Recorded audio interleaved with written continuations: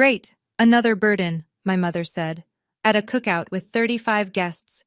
The afternoon I told my family I was pregnant. My father didn't even look up from his plate. He just nodded and added, "We wish you were never born, and now there'll be two of you." 35 people heard it. Aunts, uncles, cousins, the neighbor who brings pie every 4th of July. Nobody said a word. I smiled. I stood up, and I walked to the cooler to get a glass of water like nothing happened. Because what I had set in motion that morning, before I ever drove to their house, was about to dismantle every lie they'd built with my money, my savings, and my silence. They just didn't know it yet. But before I tell you what happened at that cookout, I need to take you back 3 years, to the day my father lost his job and I made the worst financial decision of my life. Before I go on, please take a moment to like and subscribe, but only if you genuinely connect with this story. Drop your location and what time it is where you are right now. I love seeing where you all are tuning in from. I'm Morgan. I'm 29. I'm a nurse practitioner at a small county clinic in Ohio. And this is how I stopped being my family's invisible ATM. Now let me take you back to 3 years ago, the week my father came home from the factory for the last time. The plant on Route 9 shut down on a Tuesday. My father, Earl Calloway, walked through the front door at 2 in the afternoon carrying a cardboard box with a coffee mug and a framed safety certificate. 58 years old, 31 years on the floor, no degree, no severance worth mentioning. My mother called me that night. Not my sister Vivian, me. "Morgan, your father won't file for unemployment. He says it's humiliating. The electric bill is past due and the water's next." I sat at the kitchen table with my husband Ryan.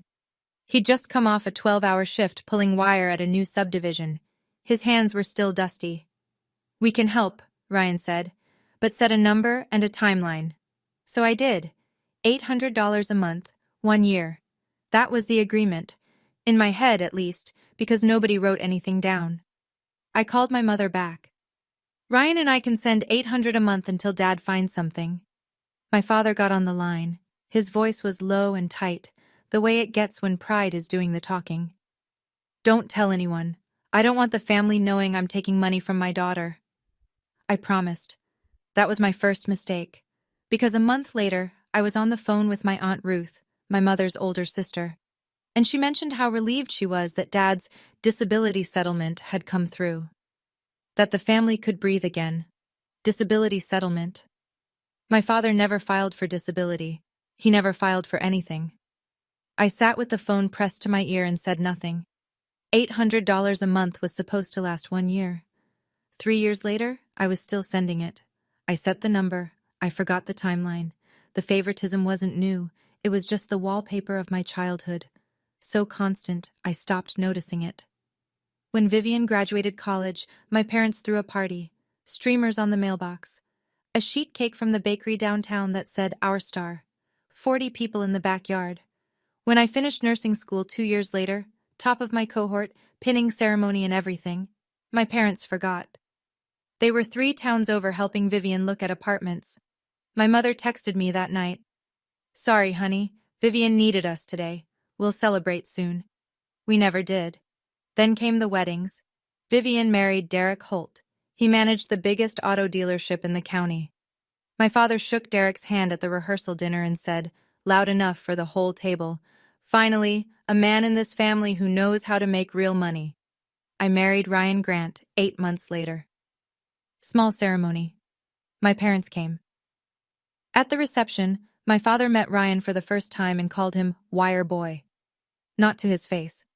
To my Uncle Frank. But Ryan heard. Ryan didn't say a word. He just squeezed my hand under the table and kept eating. That's who Ryan is. He doesn't fight with words. He builds things. He fixes things. He shows up. But from that night forward, every family dinner, every holiday, every phone call, it was always Vivian. Vivian's promotion. Vivian's new car. Derek's dealership numbers. And Morgan? Morgan's fine. Morgan's busy. Morgan doesn't need anything. Except I was the one wiring $800 on the first of every month so the lights stayed on. Then my father asked me for something bigger, and I said yes, because that's what I did back then. I said yes. It started with the car. My father's truck died 6 months after the plant closed. He needed wheels to get to job interviews, or so he said. He went to the credit union, but his credit was wrecked. Morgan, I just need a cosigner. I'll make every payment. Ryan looked at me across the kitchen. He didn't say no, but his jaw tightened the way it does when he's holding something back. I signed anyway. That was chain number 2 around my neck. If my father missed a payment, my credit score would tank, and Ryan and I were saving to buy a house before starting a family. Then came the church roof. Our church on Elm Street had a leak that ran all winter. My mother sat at Sunday dinner, dabbing her eyes. The pastor says they need $5,000 or the whole sanctuary ceiling comes down. Nobody stepped up. It breaks my heart. I transferred $5,000 to the church account that Monday, under the name Calloway Family, because my mother asked me to. The following Sunday, Pastor Mike Brennan thanked the Calloway family from the pulpit. My mother stood. My father nodded along from the pew. I sat in the 3rd row and said nothing. And then there was the land. My grandmother, my mother's mother, owned a small parcel behind my parents' house, 4/10 of an acre on Maple Street. Before she passed 5 years ago, she told me and Aunt Ruth both, "This land is for Morgan. She'll need it." But Grandma never wrote a will, and after she died, the deed sat in legal limbo. My parents held the property. Every time I asked about transferring it, my mother had the same answer. "Not now, Morgan. You're being selfish." The letter came on a Wednesday. My friend Jess still lived at my old apartment, the one I had before Ryan and I got our place. A piece of mail showed up with my name on it, forwarded from the bank. Jess called me at the clinic between patients. "Morg, you got something from First National. Looks official." I picked it up after my shift, sat in my car in Jess's driveway and tore it open. Account closure notice. Savings account ending in 4471. Final balance, $0.00. I stared at it so long the streetlight came on. That account was opened when I was 6. My father set it up. A joint account, his name and mine. Every birthday check from Grandma went in there. Every dollar I earned bagging groceries in high school. Every bit of graduation money. By the time I turned 18, there was just over $14,000 in that account. I never touched it. I thought of it as a safety net, something solid underneath everything else. I called the bank the next morning. The customer service agent pulled up the records and confirmed it in a flat, professional tone. The account was closed 7 months ago. A withdrawal of $14,216 was made by the joint account holder. 7 months ago. I did the math twice. 7 months ago was exactly 1 month before Vivian and Derek closed on their new house. I sat in my car in the clinic parking lot, engine off, hands on the wheel. $14,000. 18 years of birthday cards and summer jobs. Gone in a single withdrawal I never authorized, and technically didn't need to, because my father's name was on the account. He didn't steal it, not legally, but he took it. I called my mother that evening. I kept my voice steady, the way I do with difficult patients at the clinic. Calm. Clinical. "Mom, my savings account. The one Dad opened when I was 6. Someone withdrew $14,000. A pause. 1 second. 2. "What account? That thing closed years ago, Morgan." "I have the letter. It closed 7 months ago. The full amount was withdrawn." Another pause. Then her voice shifted. Not defensive, offensive. "You're calling to interrogate your own parents?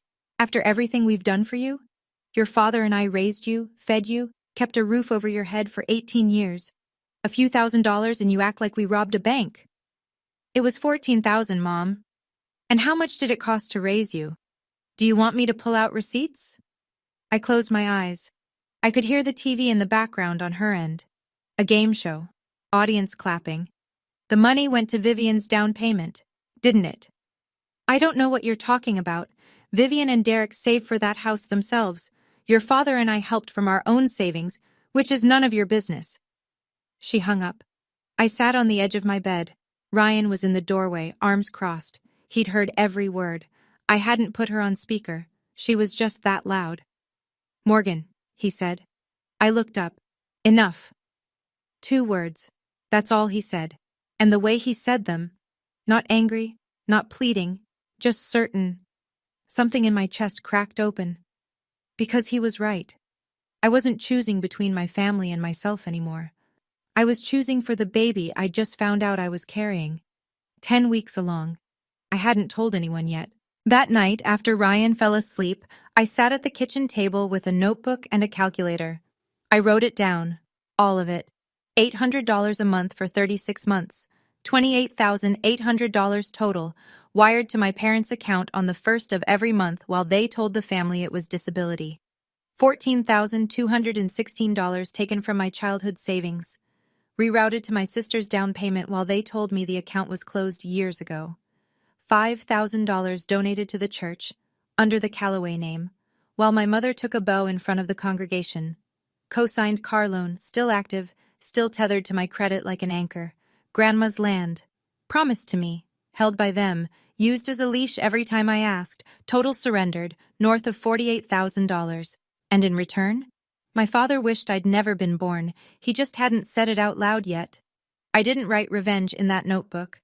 I wrote exit plan. Step 1. Call the credit union about removing my name from the car loan. The officer said it could be done. Either Dad refinanced a loan, or I paid off the remaining balance and closed it out. Remaining balance, $3,200. Step 2. Stop the automatic transfer. Cancel the $800. Step 3. Aunt Ruth. The one person in this family whose word no one questions. I hadn't talked to Aunt Ruth about any of this. Not the money, not the savings, not the church donation. She didn't know, but she was about to. And step 4. I didn't plan this one. My mother planned it for me. 3 days later, she texted the family group chat. Cookout Saturday at our place. Celebrating Vivian's new house. Then a separate text, just to me. Morgan, come early. Bring potato salad. Help me set up. Vivian's busy with the house. I read the text twice. Vivian gets the party. I get the potato salad and the setup crew. I typed back. I'll be there. I have some news to share with the family too. My mother's reply came fast. What news? I'd rather say it in person. A pause. Then, fine, but after Vivian's toast. Saturday is her day. Her day. It was always her day. I set the phone down and looked at Ryan across the living room. He was rewiring a light fixture he'd picked up at the salvage yard. Something for the nursery we couldn't afford to build yet. You sure you want to do this there? He asked without looking up. I want witnesses. He nodded once, went back to stripping wire. That week moved like cold honey. I worked my shifts at the clinic. I smiled at patients.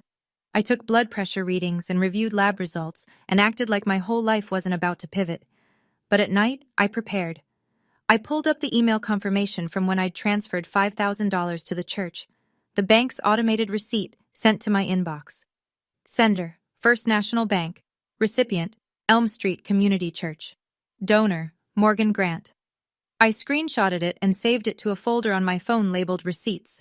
I printed the account closure letter, the one showing $14,000 withdrawn by joint account holder. I slid it into a plain white envelope and tucked it into my purse. And then I did something I hadn't done in years. I opened my laptop and searched for the church's public donor acknowledgement page. There it was. Callaway family, $5,000, roof restoration fund. My name wasn't anywhere on it. Not yet. Thursday afternoon, 2 days before the cookout, I stopped by my parents' house to drop off my father's blood pressure medication. I'm still his daughter. I still filled his prescriptions at the clinic pharmacy. Vivian's SUV was in the driveway. She was at the kitchen counter with my mother, flipping through a home decor catalog. Her ring caught the light every time she turned a page. She looked up when I walked in. Morgan, perfect timing. Come look at these curtains.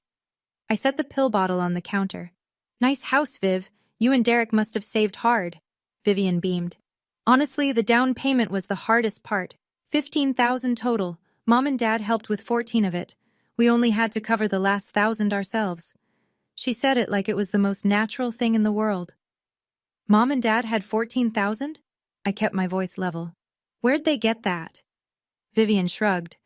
Dad said it was from his disability savings. He's been putting money aside since the settlement. Disability savings. The settlement that didn't exist. Funded by money that was mine. My mother was watching me from the stove, Her eyes were careful, measuring. I smiled. That was generous of them. Right? Vivian turned another page. Oh, Mom said Pastor Mike is coming to the cookout Saturday. She wants him to bless the new house. I almost laughed. Pastor Mike, the one person outside this kitchen who knew exactly where that church donation came from, and my mother had invited him herself. That's a nice touch, I said. I'm sure the pastor will have some interesting things to say. My mother's spatula stopped moving, just for a second. Then she went back to stirring. I picked up my purse and left. Friday morning, one day before the cookout. I walked into the credit union on Main Street at 9 sharp. The loan officer, a woman named Pam with reading glasses on a beaded chain, pulled up the account. The vehicle loan under Earl Calloway, you're listed as co-signer. She scrolled through the file.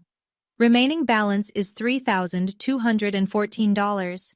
I want to pay it off, today, and remove my name from the loan entirely. Pam looked at me over her glasses.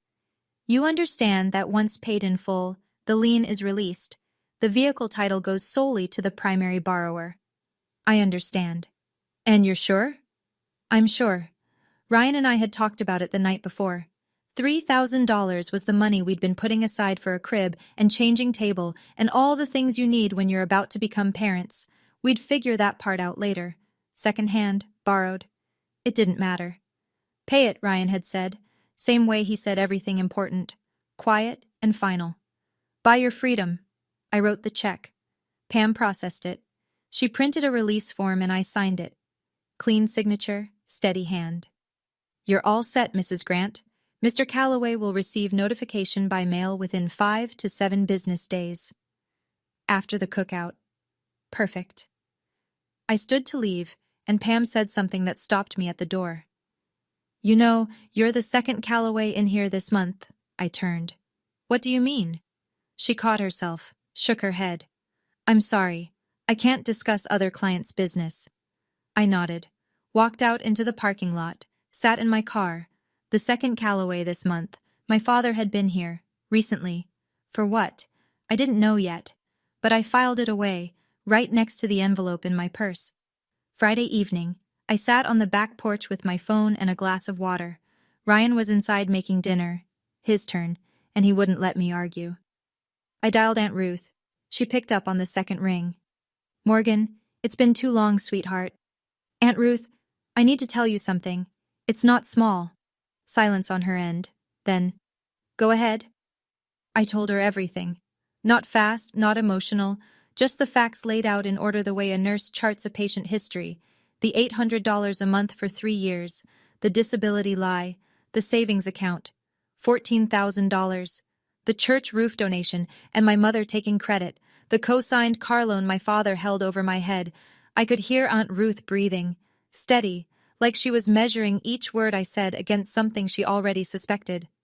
When I finished, she was quiet for a long time. Your mother told me your father got a disability settlement. He never filed for disability, Aunt Ruth. He never filed for anything. And the $14,000, that was the account your grandmother started. Yes, ma'am.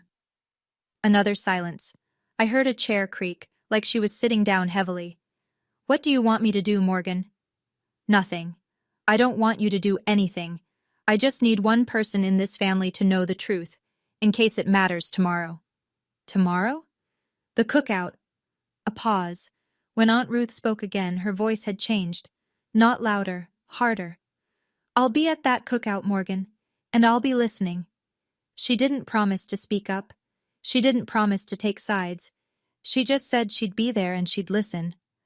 But anyone who knows Aunt Ruth, retired teacher, 32 years in a classroom, raised 4 kids alone after Uncle Bill passed, knows that when she listens, what comes next shakes the room.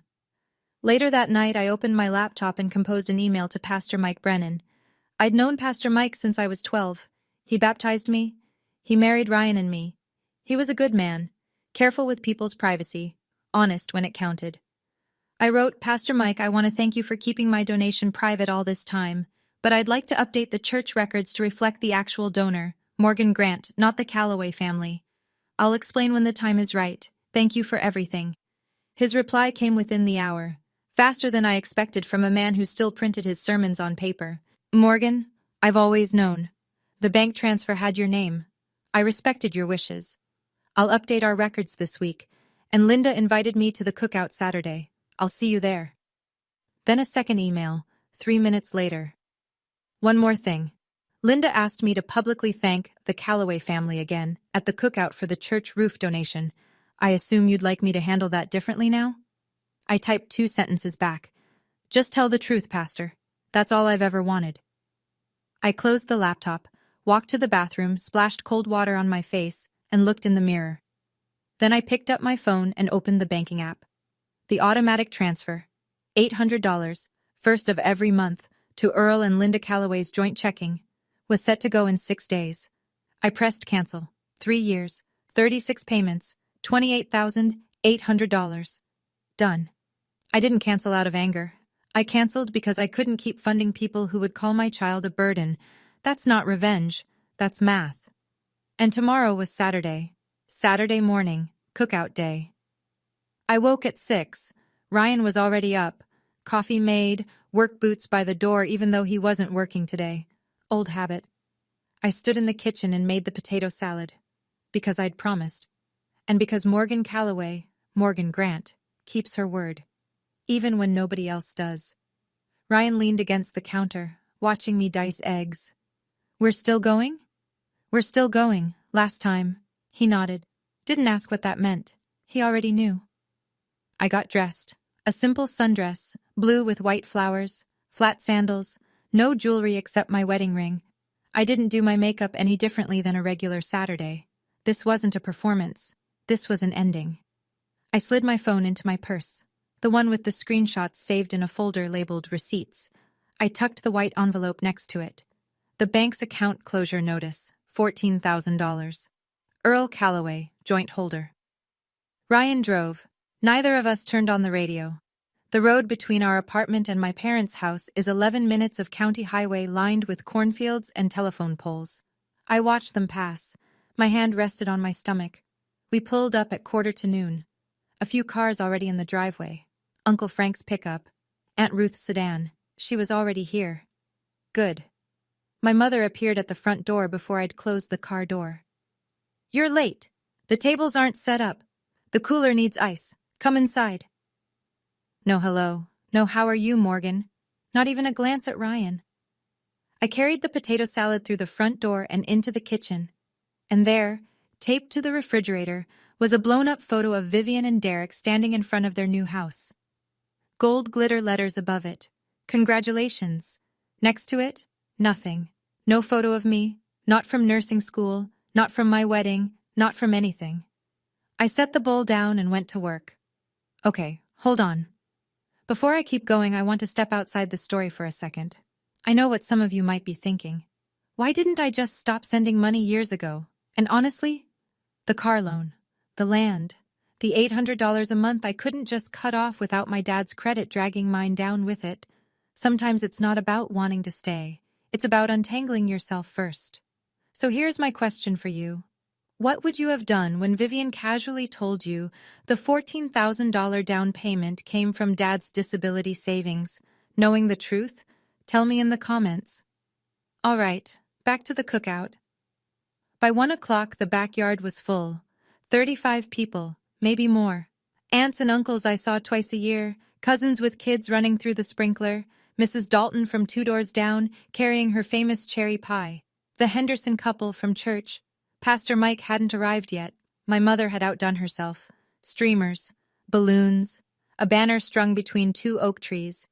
Congratulations, Vivian and Derek, new homeowners. There was a folding table lined with casseroles and a cooler full of beer and soda. The grill was going, my father manning it with tongs in one hand, Bud Light in the other. He looked almost happy. I hadn't seen that in 3 years. At 1:30, my mother clinked a fork against her glass and called everyone to attention. My father set down his tongs and stood at the head of the long table. He was wearing his good flannel, the one he saved for church. Today we're here because my daughter Vivian did something her mother and I are real proud of. He raised his can. She bought a home. First one in this family since we got this place 30 years ago. We raised her right, and she made something of herself. He looked at Derek. And this guy right here, heck of a son-in-law. Everyone clapped. Vivian stood, waved like a homecoming queen. Derek shook my father's hand. My mother added, "The Calloway family also donated to the church roof fund this year. It's been a blessed season for us." More clapping, a few amens from the church crowd. I stood near the cooler, holding a plastic cup of lemonade. Ryan was beside me, hands in his pockets. Uncle Frank wandered over. He's my father's younger brother. Quieter, sharper. "How you doing, Morgan? Your folks sure do talk about Vivian a lot." I smiled. "I'm good, Uncle Frank." He studied my face for a second, then nodded and walked back to the table. Not everyone was blind. The toast wound down. People went back to eating. Laughter floated across the yard. Kids chased each other around the oak trees. My mother refilled the chip bowls with the focus of a general running a campaign. I waited. Ryan caught my eye from across the table and gave me one small nod. I set down my cup. I stood up. "I have something to share too, if that's okay." The yard didn't exactly go quiet, but enough people turned. My mother looked up from the chip bowl, mouth pressed thin. "Ryan and I are expecting a baby. I'm 10 weeks along." For about 2 seconds, it was fine. A cousin clapped. Mrs. Henderson said, "Oh, how wonderful."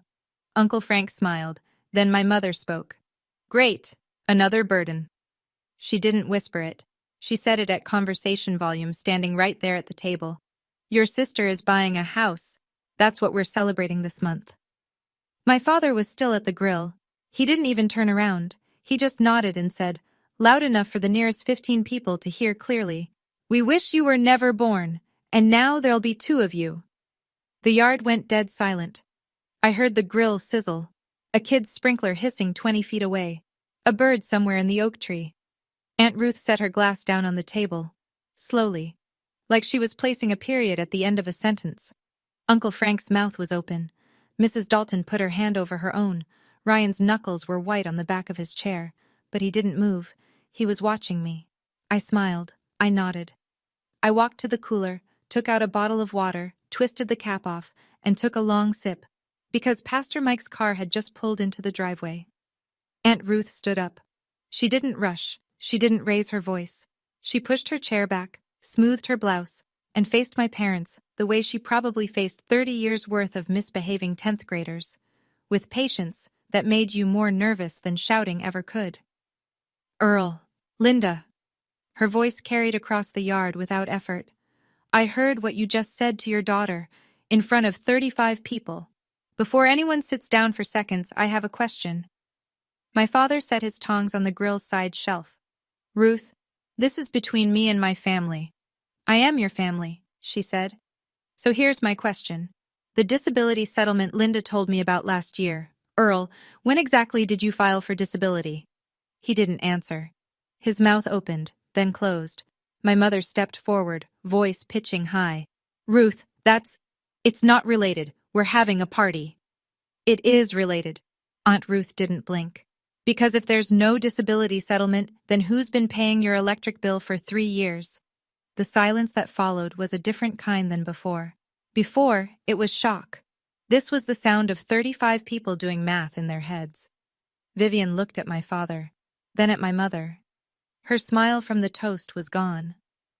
Derek stood very still beside Vivian, arms at his sides. Uncle Frank nodded slowly, like a man watching the last piece of a puzzle slide into place. Mrs. Dalton leaned to her husband and whispered something. He shook his head. Aunt Ruth sat down.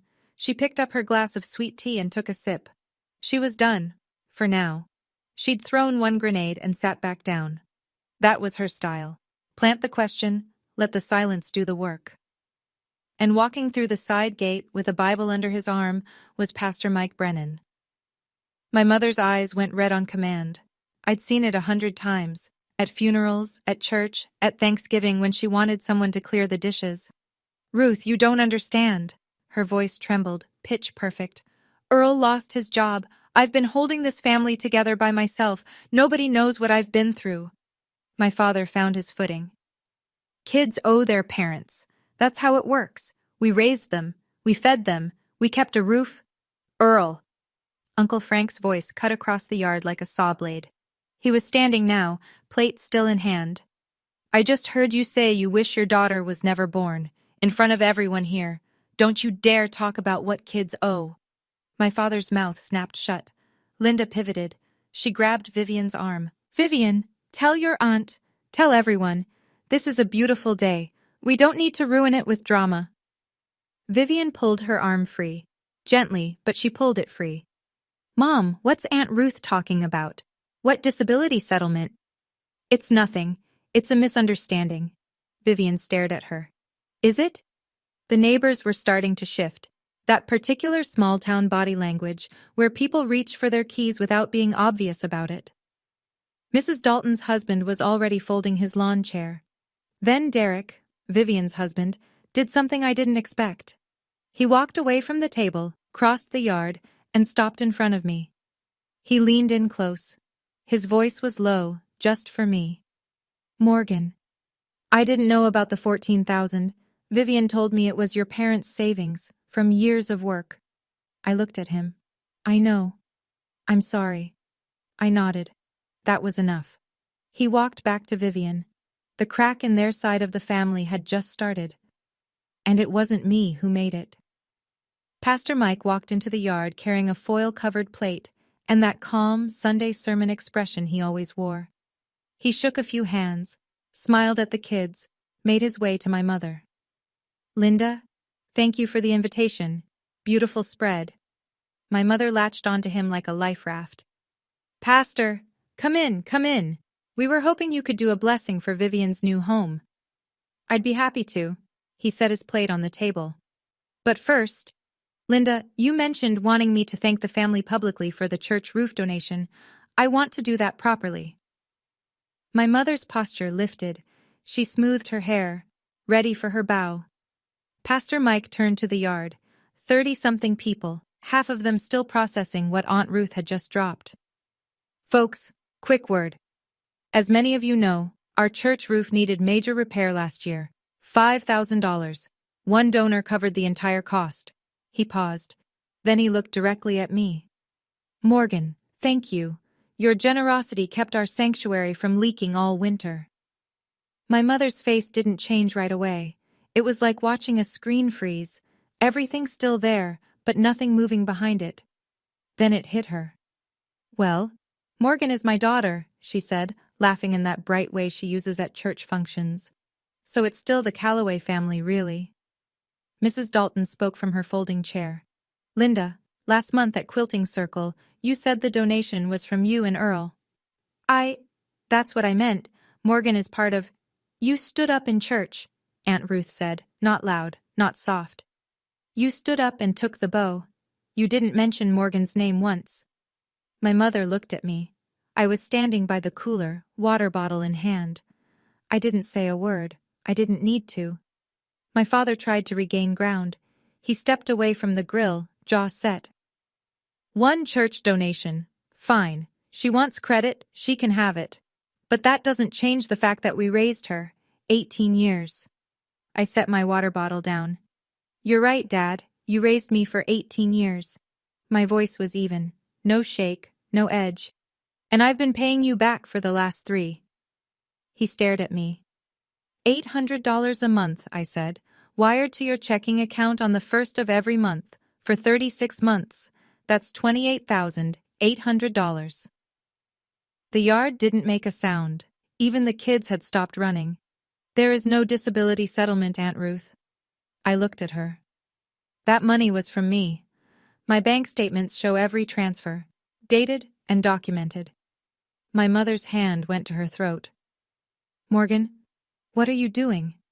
Are you trying to destroy this family? I'm not destroying anything, Mom. I'm just done building it for you. Uncle Frank turned to my father. His voice was loud enough that the Hendersons at the far table heard every word. $30,000, Earl, and you told her you wish she was never born. Vivian grabbed Derek's arm. Dad, $800 a month? You told me that was disability money. My father didn't answer. He picked up his beer, stared at it, and set it back down. The grill popped behind him. Smoke curled into the afternoon air. Somewhere on the street, A lawnmower started up, the rest of the world carrying on like nothing was happening. But in that backyard, the Calloway family portrait my mother had been painting for 40 years was dissolving in real time. And I still had the envelope in my purse. I reached into my purse. No dramatic pause, no speech. I pulled out the white envelope and set it on the table in front of Vivian. One more thing.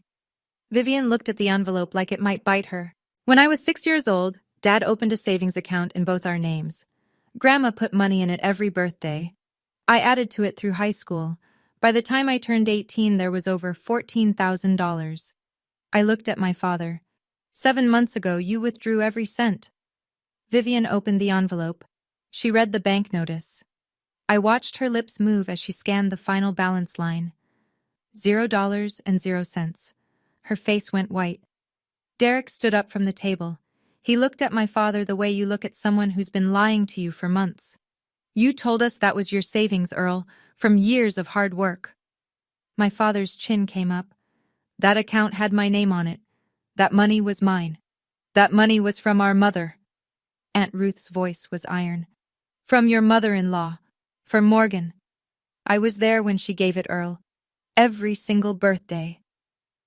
My mother started crying. Not the controlled kind from earlier. The real kind. The kind that comes when the audience you've been performing for finally sees behind the curtain. Half the guests were on their feet now. The Hendersons had already left. Mrs. Dalton was folding her chair but not leaving. She wanted to see how this ended. Uncle Frank stood with his arms crossed, shaking his head. Vivian set the letter down. Her hand was trembling. Mom, she said, is this true? My mother didn't answer. She just cried harder. That was all the answer anyone needed. I didn't sit down. I didn't need to. This was going to be short. Dad? Mom? I looked at them both. My voice was the same one I use when I tell a patient that the test results came back and we need to talk. Calm, clear, no room for bargaining. I canceled the $800 transfer last week. It's done. And I paid off the car loan yesterday. My name is off it. From next month, those payments are yours. My father's face went from red to pale in about 2 seconds. You can't just... I can, because it was my money and my name. My mother tried one more play, the big one. Morgan, if you walk away from this family now, don't ever come back. I let that sentence land. Let it sit there in front of 30 people like a grenade with the pin pulled. Then I said, you told me you wish I was never born, so I'm going to live like I don't exist to you. No $800, no co-signed loans, no potato salad. Somebody, I think it was Mrs. Dalton, let out a small sound, almost like a laugh she caught in her hand. Ryan stepped up beside me. He didn't say anything. He just put his hand on my back. Steady. Warm. I looked at the yard. The deflating balloons. The congratulations banner starting to sag on one end. Uncle Frank, Aunt Ruth, the cousins who'd been watching this whole thing unfold like a play none of them bought tickets for. I'm sorry this happened at a party, I said. Ryan and I are going to head home. We walked through the side gate. I didn't slam it. I didn't turn around. Ryan opened the car door for me. I sat down, buckled my seatbelt, and put my hands on my stomach. We drove home in silence. But it was a different silence than the drive there. This one was clean. Pause. I want to be real with you for a second. Walking away from that cookout was not some triumphant movie moment. My hands were shaking. I was 10 weeks pregnant and my father had just told 35 people he wished I'd never been born. But I kept thinking about my baby, and what kind of mother I'd be if I sat back down and ate potato salad after that. So tell me honestly, do you think I pulled the trigger on everything too hard, too fast? The money, the cosign, the church truth, all at once? Or should I have done it sooner? Let me know in the comments. Okay, here's what happened the week after. Monday morning, my father opened his mailbox and found the letter from the credit union. Loan paid in full. Cosigner removed. Vehicle title transferred to sole borrower, Earl Calloway. Which sounds fine, except now Earl was the only name on a loan history tied to a credit score that couldn't support a library card, let alone a truck payment. The credit union sent a follow-up notice. Based on his current financial profile, they recommended he secure a new cosigner or risk reclassification on future credit applications.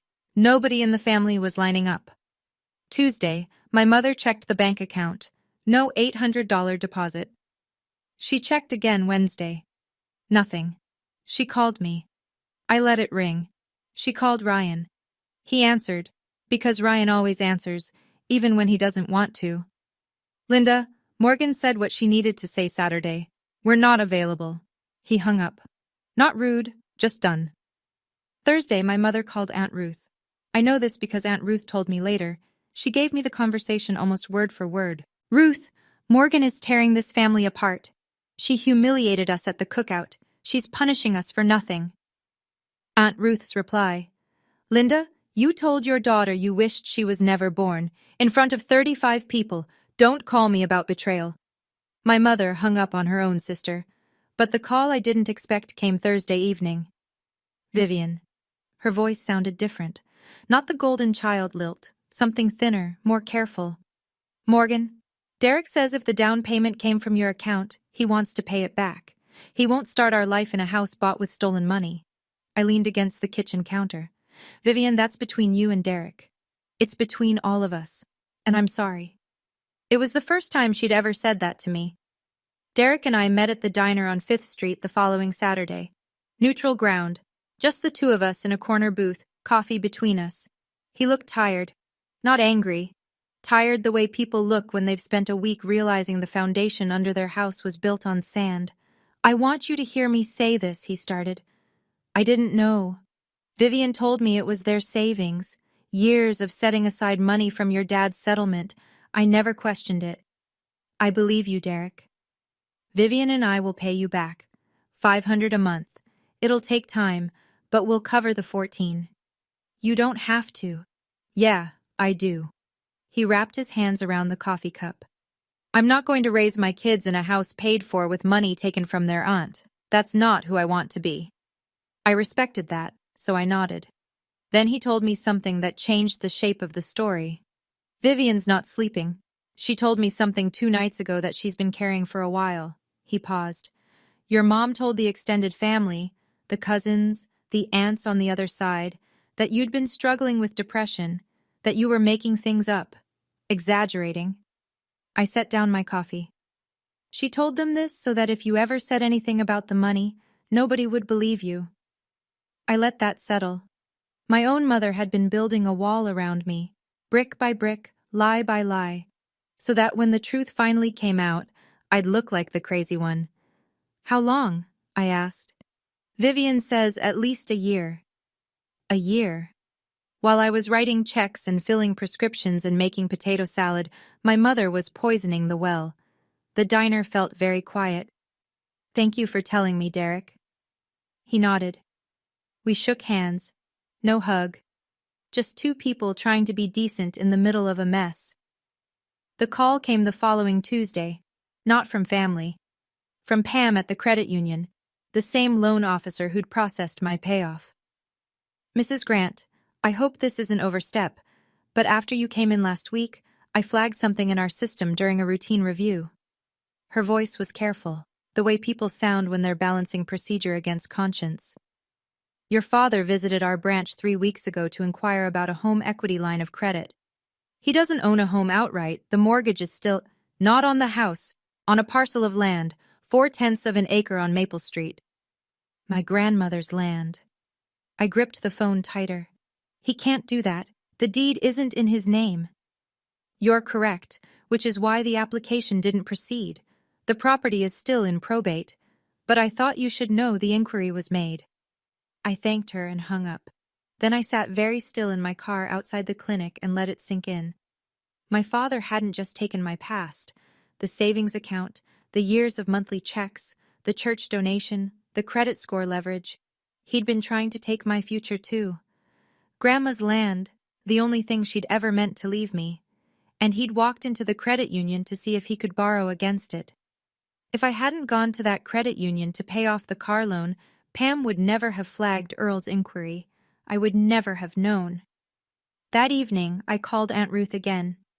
He tried to take the land, I said.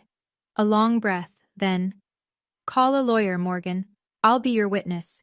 Your grandmother wanted that land for you. I'll say it under oath if I have to.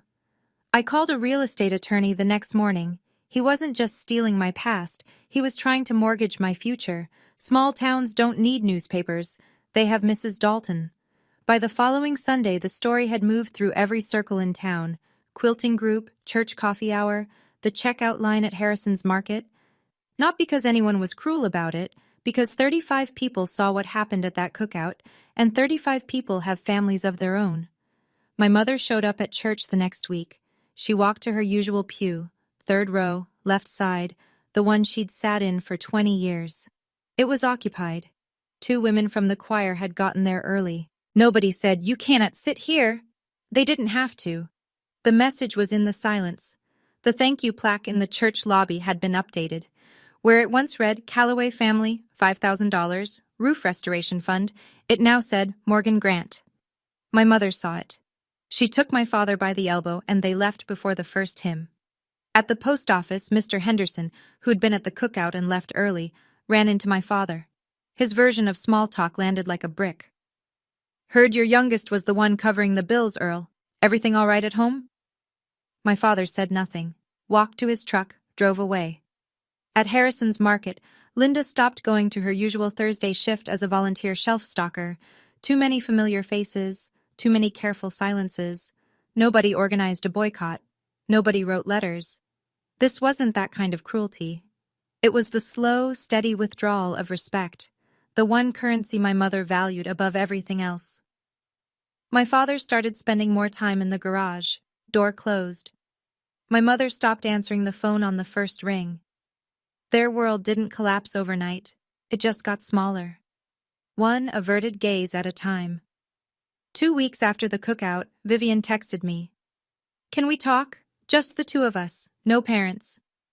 We met at the park on Cedar Street, the one with the old swing set where we used to play when we were kids, before the favoritism calcified into something permanent. Vivian sat on a bench, no sunglasses to hide behind. No Derek. She looked smaller without the golden child glow. "You have every right to hate me," she said. "I don't hate you, Vivian." "Then what?" I thought about it. "I'm tired. There's a difference." She nodded. "I didn't know about the savings account. I swear I didn't. Derek told me what he found out and I didn't sleep for 3 days. She looked at her hands. "I keep thinking, 18 years you saved that money, and Dad just took it." He did. "I want to tell you something." Her voice dropped. "Mom told the cousins you were depressed, that you made things up, that you exaggerated. Derek told me. She did it so nobody would believe you if you ever spoke up." Vivian's chin trembled. "She planned it, Morgan. Our mother planned it." I let the silence sit. A kid ran past us chasing a dog. Normal life, 10 feet away. "We can rebuild, Vivian. You and me, but slowly, and not through them." She wiped her eyes. "Okay. 500 a month. Derek already told me. We'll pay back every cent." I didn't argue. It was my money. Always had been. We sat there for a while. Didn't hug. Didn't cry together. Just 2 sisters on a park bench, 33 and 29, looking at the swing set where things used to be simple. It wasn't forgiveness. Not yet. But it was a door left open. On my terms. The article ran in the County Weekly the same week the leaves started turning. Local electrician Ryan Grant lands contract for new community center. Half a page, with a photo of Ryan shaking hands with the town supervisor. The biggest construction project the township had funded in a decade, and my husband, the man my father called Wire Boy, was the lead contractor. I bought 5 copies, not to gloat, because I wanted our child to see it someday. My father read the paper. "I know because Uncle Frank told me," said Earl was sitting on his porch with the paper open to that page, staring at it like he was trying to solve an equation that wouldn't balance. Wire Boy, building the town's community center. While Earl couldn't find a cosigner for his truck. Meanwhile, the attorney Ryan and I hired filed the paperwork to claim Grandma's land through probate court. Aunt Ruth signed an affidavit, a written statement under oath that our grandmother intended the Maple Street parcel for me. The attorney said it could take 6 to 8 months, maybe longer, but it was moving. I went to my 12-week prenatal checkup. The baby was healthy, strong heartbeat. The ultrasound tech printed me a picture, and I held it in the car for 10 minutes before driving home. The doctor's intake form asked, "Family support system?" I wrote, "Husband, aunt." That was enough. Ryan and I set up the nursery in the second bedroom of our apartment. It was small, barely fit the crib and a dresser. The crib was second-hand from a coworker whose kids had outgrown it. The walls were pale yellow. Ryan installed the overhead light himself. It wasn't the house on Grandma's land, not yet. But it was ours. Every square inch, paid for with money nobody lied about. My baby would grow up in a small apartment, but it would be a home where nobody wishes they were never born. A month after the cookout, my mother sent a text. "Morgan, I know I said things I shouldn't have, but I'm still your mother. You can't just cut us off." I read it 3 times. Then I typed back, slowly, deliberately, the way I chart notes at the clinic. "Mom, I'm not cutting you off, I'm protecting my child. When you and Dad are ready to sit down with a family therapist, I'm willing to talk, but I'm not going back to writing checks and pretending everything is fine." She didn't reply. 3 days later, Ryan's phone rang during dinner. He looked at the screen, then at me. "It's your dad," he answered. I could hear my father's voice through the speaker. Gruff, clipped, the way he talks when he's trying to sound unbothered. "Tell Morgan to call me." Ryan kept his voice level. "Earl, she knows how to reach you. She set a condition. It's up to you now." A pause. Then the line went dead. My father didn't call again. My mother didn't text again. Not that week, not the week after. I'd be lying if I said it didn't hurt. It did. Some nights I'd lie in bed with my hand on my stomach and think about my mother's voice at the cookout. Another burden. And wonder if there was a version of this where she was different. Where my father was different. Where the savings account stayed intact, and the land was in my name, and nobody had to stand up at a family barbecue and read receipts in front of 35 people. But there wasn't. This was the version I got. I didn't close the door. I put a lock on it. The key was simple. "I'm sorry," and a chair in a therapist's office. They knew where to find both. I'm sitting on our apartment porch as I tell you this. It's early evening, the lights going gold the way it does in October in Ohio. Ryan's inside. I can hear him fitting baseboards in the nursery, tapping them into place with a rubber mallet. I don't tell this story so you'll hate my parents. They're real people. My father lost his job at 58 and never recovered. Not financially, not in his pride, not in the way he sees himself. My mother is terrified of what people think, and she built a whole identity around being the woman whose family had it together. When reality didn't match, she rewrote it, and rewrote me out of the picture. That doesn't make it okay. It makes it human, and it makes it something I had to walk away from. Here's what I learned. And I'm not saying this to preach. I'm saying it because I wish someone had told me 3 years ago before the first wire transfer. Love is not a reason to let someone take everything from you. And silence is not strength. Sometimes silence is just the sound of making yourself smaller so someone else can be comfortable. My baby's going to be born in February. A girl, if the ultrasound is right. She'll grow up in a small apartment with second-hand furniture and a father who comes home with drywall dust in his hair. She won't have a trust fund, she won't have a big family behind her, and not yet. But she'll have something I didn't. She'll have a mother who knows what she's worth, who doesn't apologize for existing. Who set a boundary and held it, not with anger, but with math and truth and a white envelope on a folding table. That's my story, for now. Ryan just opened the door. He's holding a glass of water and giving me that look, the one that says, "Come inside, it's getting cold." So I'll go. Take care of yourselves. Thank you for staying until the end. That means a lot, truly. If this story hit close to home, whether you've been the one writing the checks, or you've been the invisible one at the table, or you're still trying to figure out how to set that boundary, leave me a comment. Tell me, have you ever been the person keeping things running while someone else got the applause? I read every single one. If you haven't already, hit like and subscribe. And if you want another story like this one, I've linked it right in the description. It's a good one. I'll see you there. Take care.